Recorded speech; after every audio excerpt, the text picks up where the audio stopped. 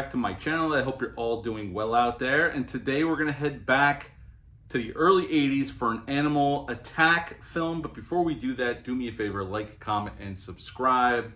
Subscribe. I greatly would appreciate that. Also, as always, a shameless plug for my TeePublic page. I'll leave a link for it in the description box below.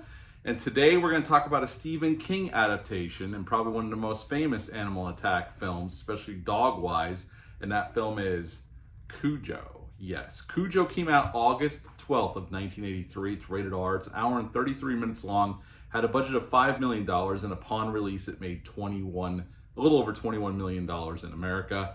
This was directed by Lewis Teague. He was not the original director, though. They actually went into production with a different director who shot for 2 days. Because Lewis Teague was originally supposed to direct this. Then it went to a different studio. The studio wanted to go with this other director. They brought him in.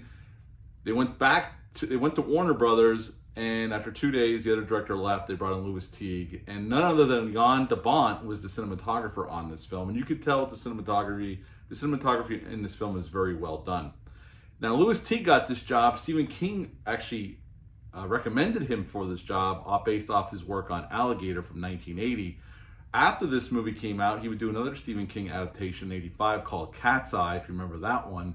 And in 1990, I always like to say, he did this action film called Navy SEALs with Michael Behan, Charlie Sheen, Bill Paxton. I really like that film. If you've never seen it, check it out. And in this film, we have the queen of horror. She doesn't get enough credit for the horror films she had done, but she was coming off of E.T. at the time. Dee Wall, she plays Donna. She is the mother of Danny Pitanero's character, Tad, and her husband's played by Daniel Kelly. Vic, that's their husband. It's their little family in this coastal town in Maine, although this was all shot in California. Christopher Stone, who at the time was Dee Walsh's real husband, plays Steve, a friend of theirs, but Don is also having an affair with Steve as well. And Ed Lautner's in this film as Joe. He owns this small little garage on his farm outside of town that Vic gets recommended to take his car there because he's having car trouble, and so is Donna in her little Pinto car. This film has a very simple story. It's basically about this dog, a Saint Bernard, that Joe owns, this garage owner. And right in the beginning of the film, we see him chasing this rabbit through this field, and he ends up chasing the rabbit into this burrow, sticks its head and starts barking, and this rabies-infested bat bites him. And you can see where this is going if you've never seen this film. Now, this film does take its time to get to the carnage of the dog being infected with rabies and starting to attack its owner and neighbor, and then finally Donna and young Tad. It definitely sets up the relationships with Donna, Tad, and Vic. So we get to know this family. They're in the ins and outs. Donna's having an affair. She breaks it off. Steve doesn't take it very well.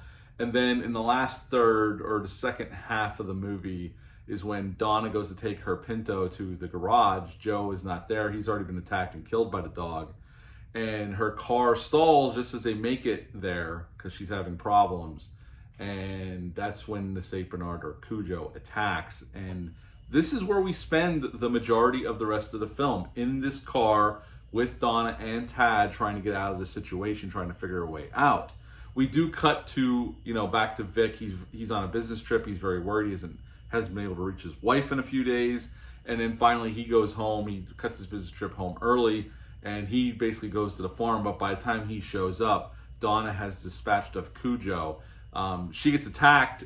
She's going to have to go through rabies treatments, and Tad almost dies. Matter of fact, in the novel, Tad does die of dehydration, which Stephen King has said he always regretted, but in this film, he does not die. Neither does Donna. She does fend off the dog and kill the dog, and that's the end of Cujo. So what to like about this film?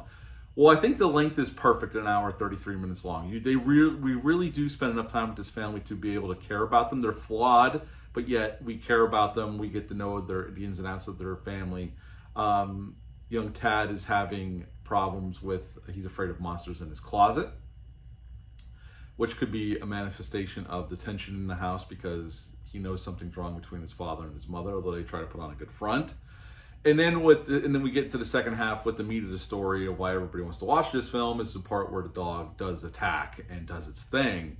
And they do handle it in a very realistic kind of way. I think Louis Teague does a really nice job with the directing here. It's a really well done directed movie, and I hadn't seen it in a long time. I saw this when I was a kid and a teenager, and when you're young, especially when I'm a dog lover, I own 2 dogs myself, and it was always hard for me whenever there was violence against the dog, even though the dog in this film definitely needed to be put down and these people needed to defend themselves. It's a huge Saint Bernard that can do a lot of damage.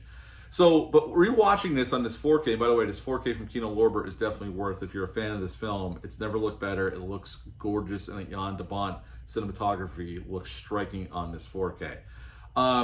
But now, as an adult, I mean, if it was my kid and we were being attacked by a rape-infested dog, I'm going to kill that dog. So I could, now I don't mind this film as quite as much. I've always thought it was a pretty solid movie, but now I can appreciate more the craft behind it instead of worrying about, oh, this poor dog. Yes, of course we feel sorry for the dog, but also we feel sorry for this mother and her little boy trapped in this car that the dog is very much trying to get a hold of and tear apart. This was all shot in California, like I said. Now, the dog was pulled off multiple ways. Real St. Bernards. Louis Teague says they had up to 11 or 12 St. Bernards. The number varies between the interviews on here, depending on who they're interviewing, the numbers. But the director says there was 11 or 12 real St. Bernards. Then they had a black lab in a St. Bernard costume, I shit you not, and I think you could see it briefly in one shot when he's going through the window after the phone. And then they had a stuntman in the St. Bernard costume with a mechanical head. That was the ways they pulled off the dog.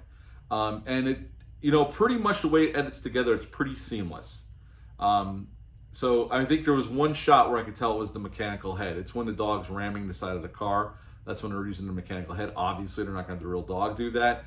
But I think they edited around it really well and it's tied together where it's hard to notice when there's a mechanical effect on screen. So kudos to the film crew. I think they did a really nice job with that. To get the St. Bernard to attack the car, and the St. Bernards were always happy. St. Bernards are very well, even-tempered type dog.